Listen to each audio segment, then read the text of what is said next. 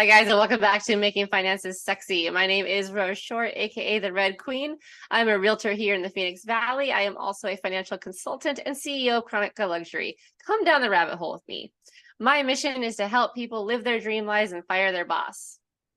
And with me, of course, is the wonderful Miss Jessica Lay. Hey guys, you know me, Jessica Lay, your Rent Rayvon realtor and certified instructor with the company 101 Financial right here in our Valley of the Sun, making it my mission to assist you in moving out of renting into home ownership, no matter your situation. I'm ready to be your personal finance coach and first-time home buyer specialist. Woo woo. Yeah. All right, guys, and today Miss Jess is going to learn us or educate us on better budgeting and credit building, which is two of the four fundamentals of financial education and financial, what's the word I'm looking for? Literacy, education. Literacy, yes, that you teach in your 101 Financial. So let's get into it. Tell us all about it. Yeah. So better budgeting and credit building. A lot of people don't think that's sexy, but I think having a solid financial foundation is extremely sexy because there's just so many doors and opportunities that can open when we are financially literate and actually paying attention to our personal finances. So I'm excited to get into the first two fundamentals of finances that my course teaches, and that is our better budgeting and credit building. So you're familiar with budgeting, right, Rose? Very, yes. My dad was very good at budgeting and taught me at a young age how to do it, and it's come in quite handy with building my online businesses and things like that. But I know a lot of people don't even know how to start budgeting. Yeah. So I like to get into like making sure people have an understanding of what budgeting is and why it's important. So a budget is a way to balance income and expenses and our financial goals for a specific length of time. In other words, it's like an estimate of how much money you'll make and spend over a certain period of time, such as over a month or a year, or how we coach our students is we create a weekly budget. And we know like weeks fluctuate. Like some weeks you're going to be spending way more because things happen or you need to go grocery shopping that week, whatever.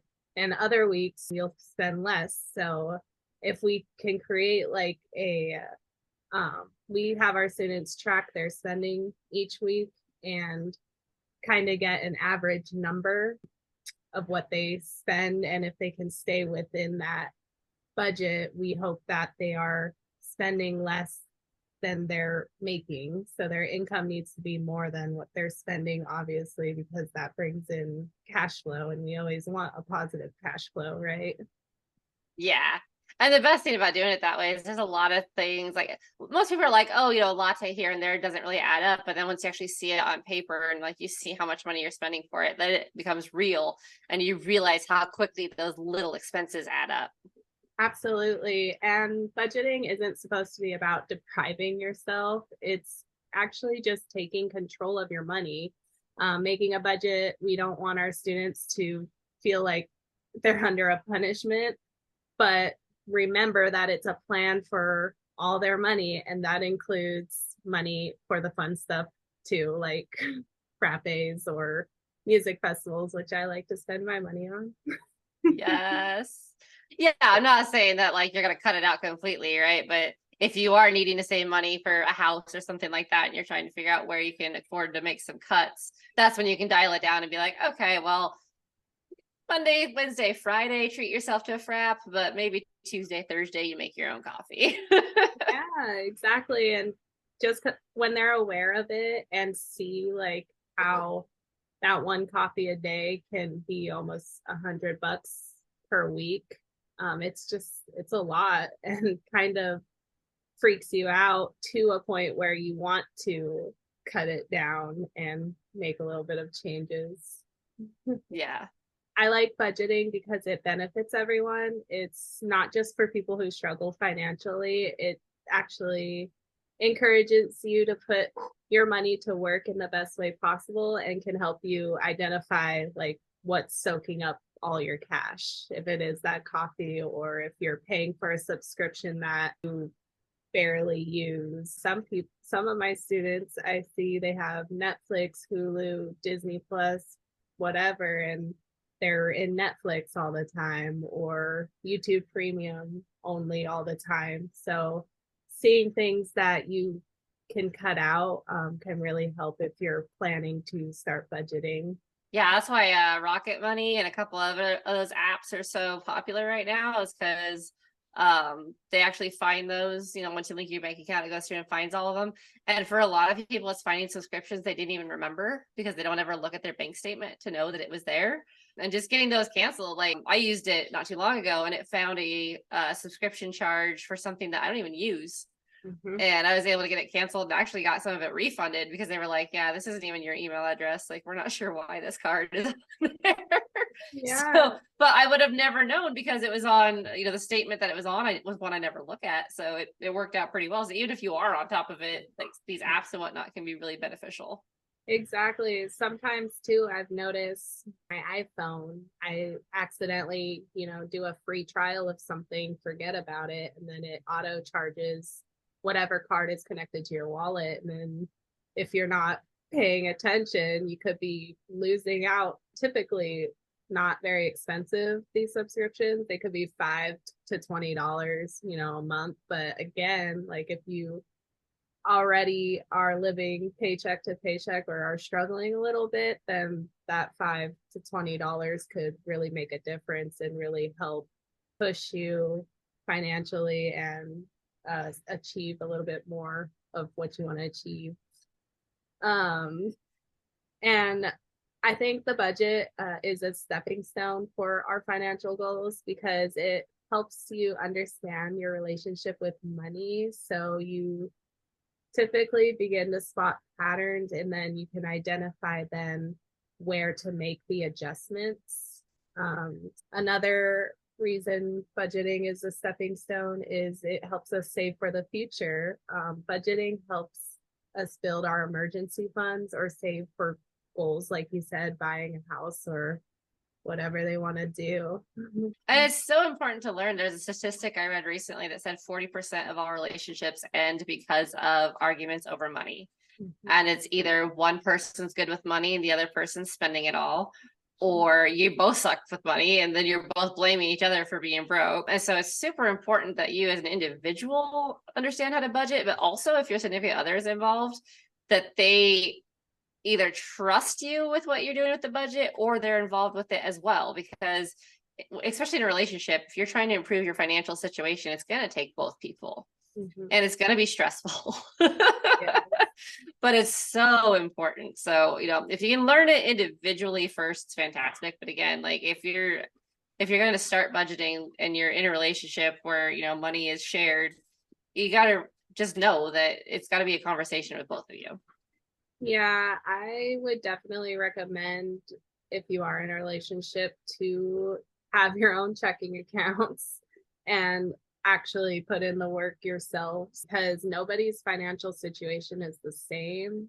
And also, if one partner is a little bit more frugal than the other, like isn't buying the Starbucks every week and things like that, there is a lot of room for argumentation, because I've noticed in some couples that do share bank accounts, they spring up like, you're the one spending all the money, like it's not me, and it's just can get really ugly pretty fast, and nobody wants to just be arguing about their money. That's not going to get us anywhere.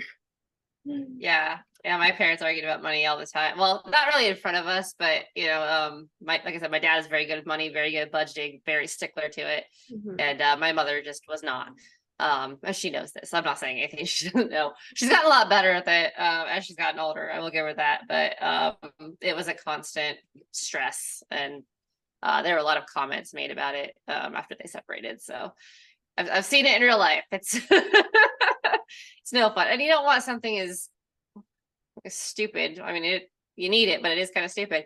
Something as stupid as money to be what drives you apart. Right. Yeah, and and money can be used for really good things. And if you just be patient with it, patient with yourself and your partner, you can, and focusing on your goals, then we can really benefit from just taking the time to learn to budget and build our credit up. Yeah. And even if you're going into it without like a set goal, like come up with a goal, come up with a number, come up with something, like something that's gonna, if you're working out and you have a goal weight or whatever it is you're going for, like you're more likely to stick with it. And it's the same with budgeting. Yeah, exactly. Just paying off one debt or saving up $5,000, whatever. It's just really, it feels really good once you actually make it happen, especially for people who don't believe it is possible and have been struggling financially for Yeah. some time now.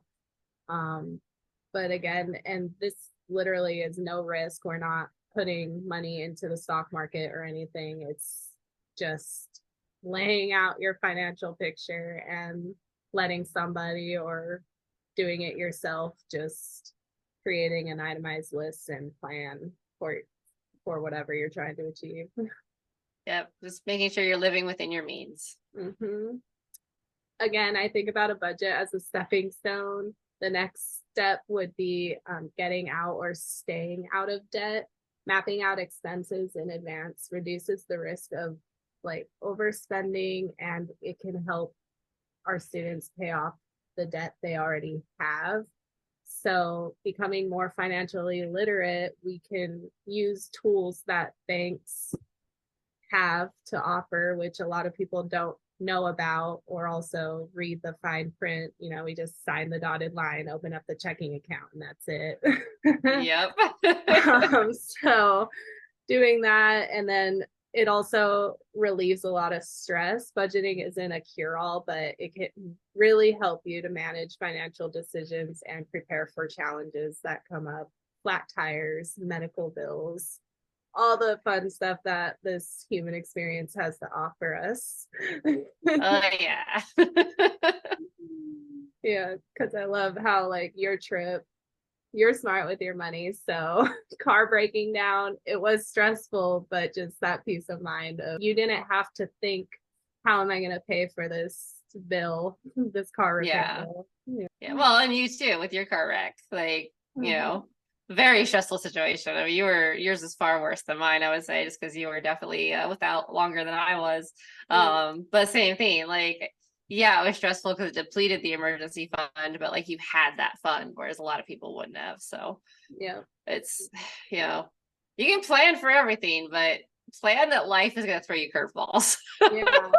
I have a lot of friends too that also like to travel for these music festivals and things, but they sometimes get back home and they're like, oh shit, like I have no money left after this. And they're Yep. back to work depressed because you're like back to work immediately after a trip and just grinding to pay your bills. And then also wanting to plan more trips. And that can just unfortunately cause some struggles for some people.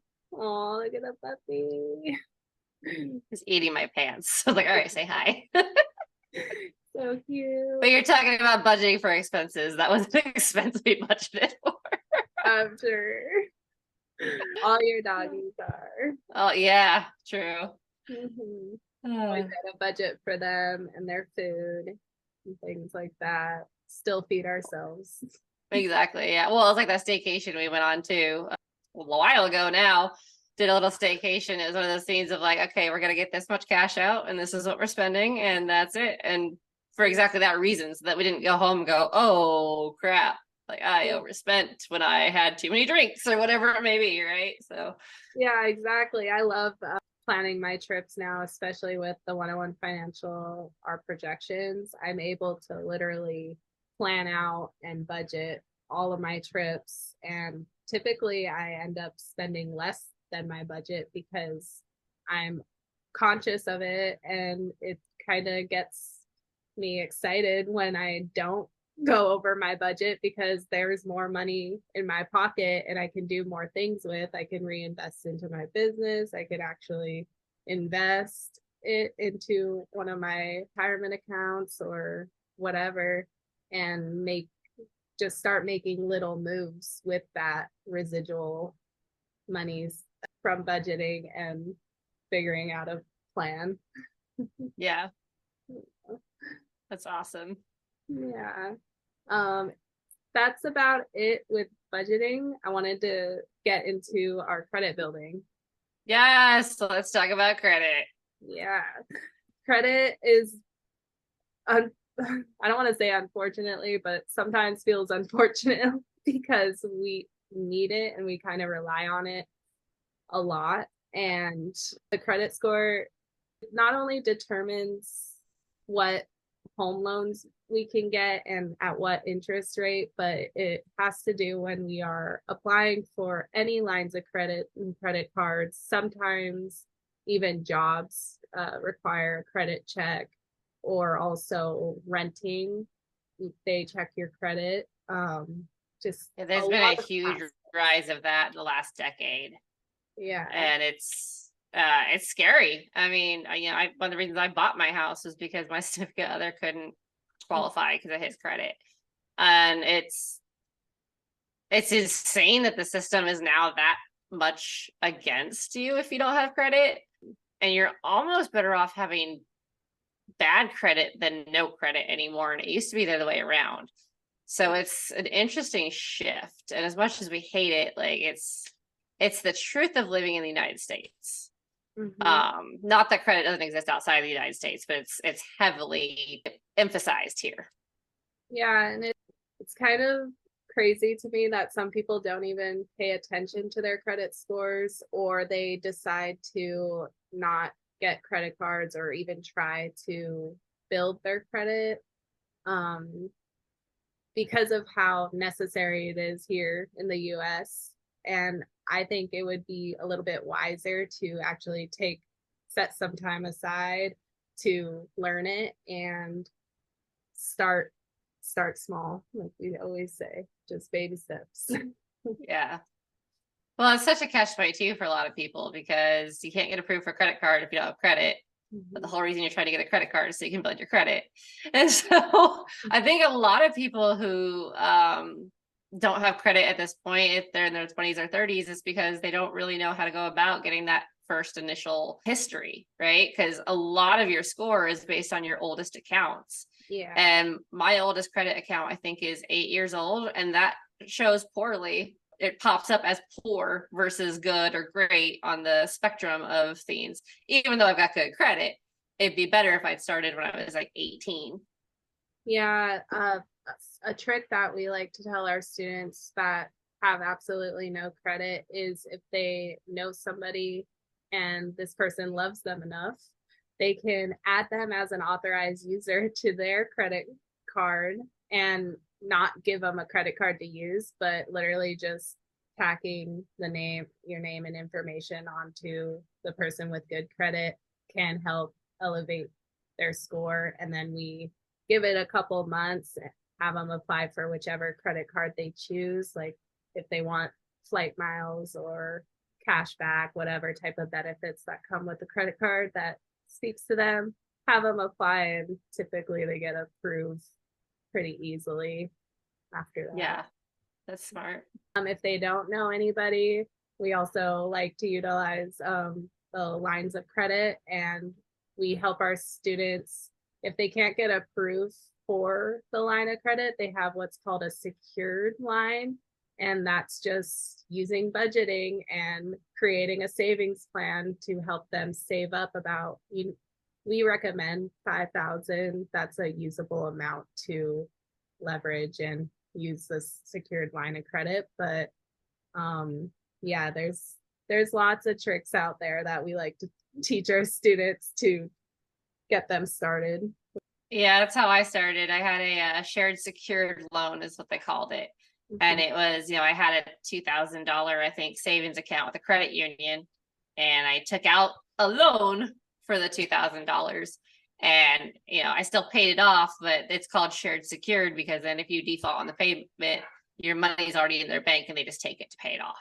Yeah, exactly. And it's So funny because you're using your money and borrowing it. It's yeah, all confusing, but it works. yeah, exactly. It gets your credit started, and that's sexy. That is sexy. It's very sexy.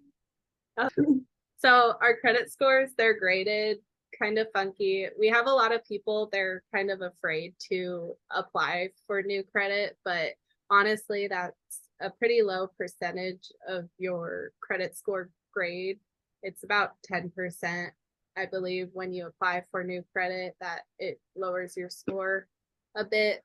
The two big things is your payment history. It's about 35% of your score, and then also utilizing about 30% of your credit limit. You want to try to stay 30% or less of your entire limit. That can help or raise your score. If Yeah. not, but payment history is the big thing. Don't miss. No late payments.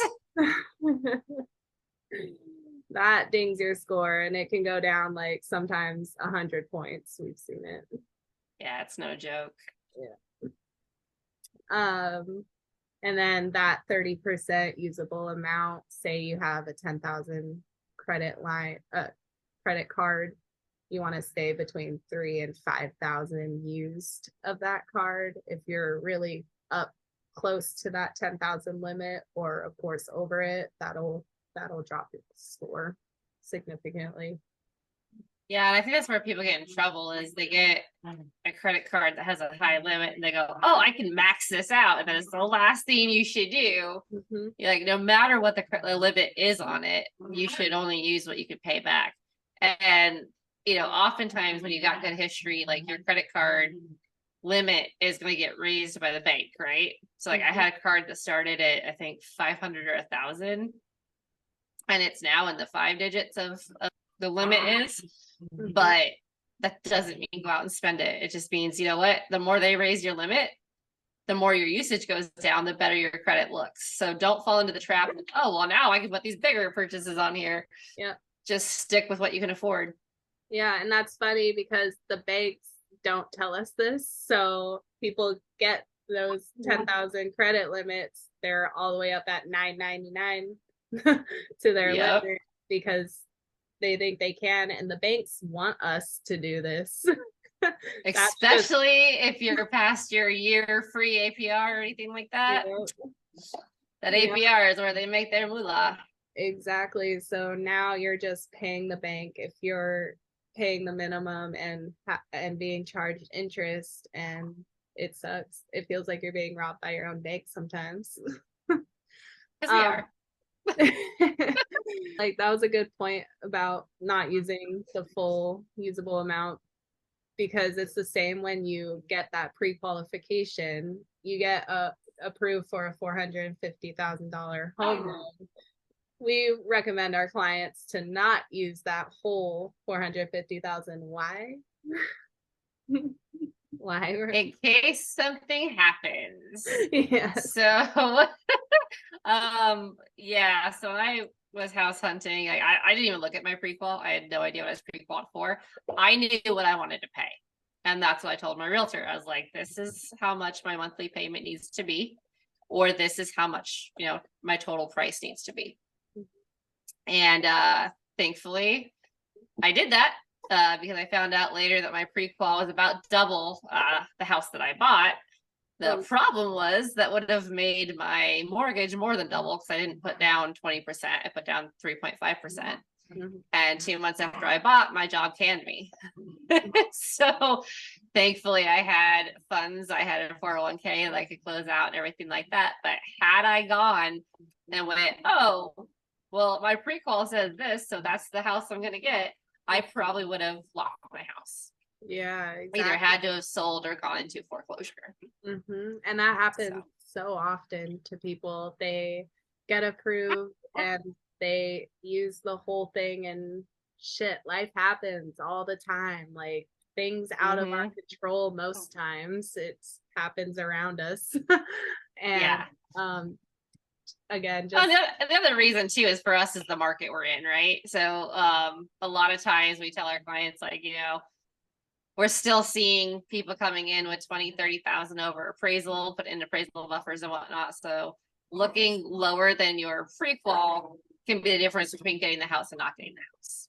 yeah, yeah, that definitely helps depending in the market that you're in. And it is still like kind of a seller's, it seems, in my opinion. It's still a seller's market. Yeah, and people are still, Here in Phoenix anyway, because again, supply and demand. yep, absolutely. Oh. So once you start building credit, it's important to monitor your credit score and progress regularly. There's a lot of free sites that make it easy to do this. I like to use the Experian app. It's again free and you make a account. You can make an account really quick and have it on your phone and check it whenever you want.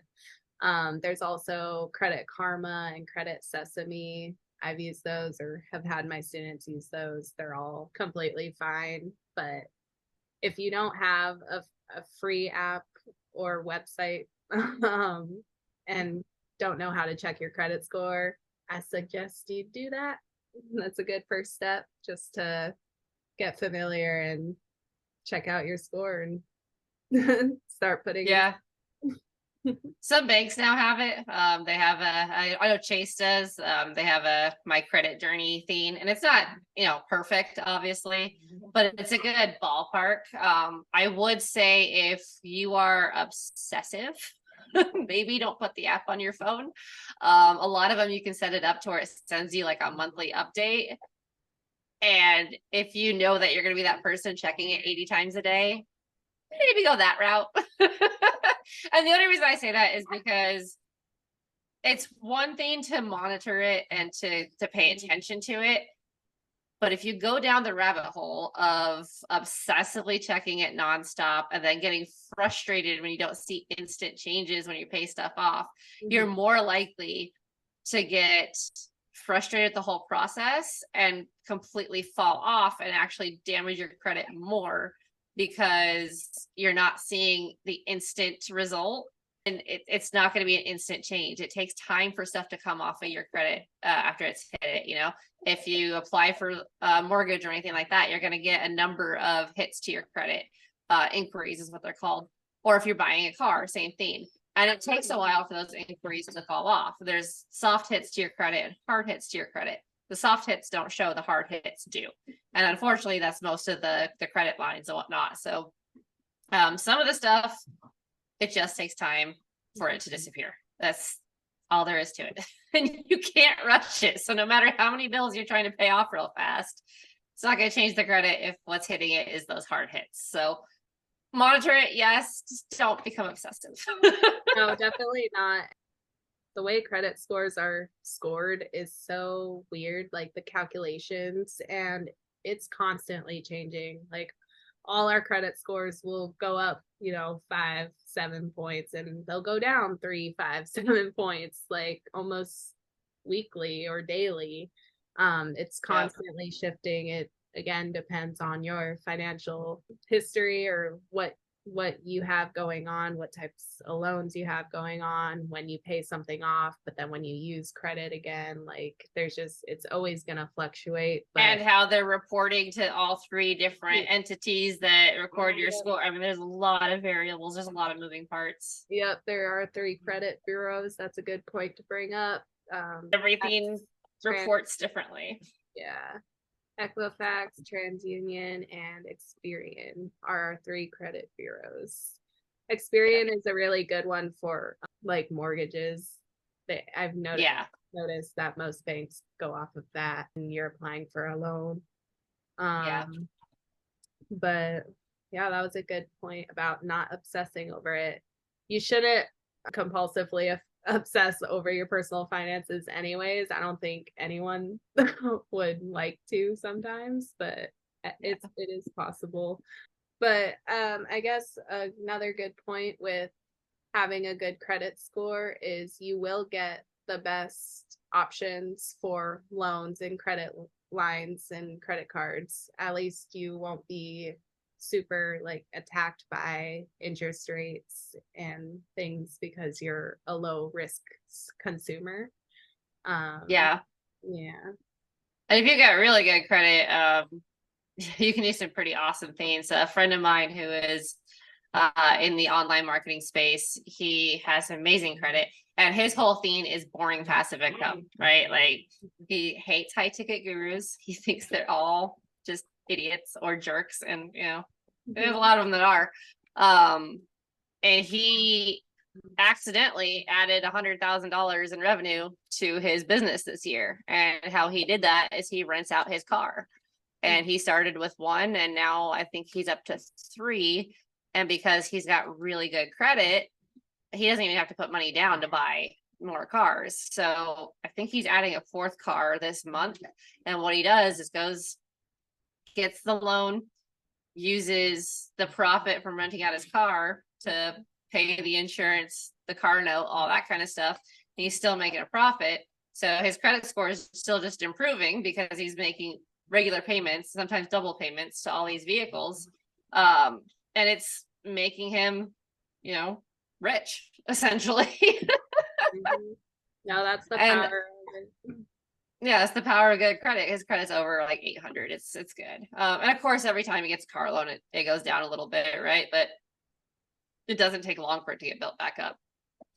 Yeah, that's what got me excited into 101 Financial, because a lot of other instructors that are ahead of me in this time of financial education, we learned to leverage the bank and use HELOCs, home equity lines of credit, to we use our income to pay down these HELOCs and then reinvest by picking up another property. And then it's kind of like just a nice, I don't want to say a domino effect. It's a way to build passive income. Yeah, a way to build passive income. But the only and generational wealth. Yeah, the only way you're gonna get there is starting with the basics. Yeah. Yeah, which a lot of people it sucks, but it's true. And a lot of people are scared to do it sometimes, but what do you have to lose? Or are you just want to stay where you are? I think for part of them, it's just that they're not educated. And I think like my flatmate has no desire to have credit. And a lot of his thing is because he knows how quickly he could go down the rabbit hole of destroying his credit. Yeah. Because he is that kind of person. Like he's terrible with money. I know a few people. And he knows it. Yeah. Yeah. So I think for some people, it's a self-awareness thing of knowing that if they don't have somebody else to kind of hold them accountable or keep an eye on it, they could easily make it negative very quickly. Some people, I helped a client buy a house and they had a medical condition where they couldn't work. Mm-hmm. And so everything they had was cash because they had no reason to have a bank account. There's reasons for it.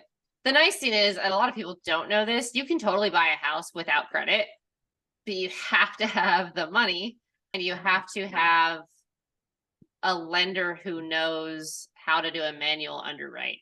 Mm-hmm. And the same thing can happen with cars too. But a manual underwrite takes more time and most people don't know to ask for it. So this last time that we got a car, it was manually underwritten because we were using my credit, but we were putting my significant other on it as well to show a higher income, essentially, so that we could get a better rate on the loan.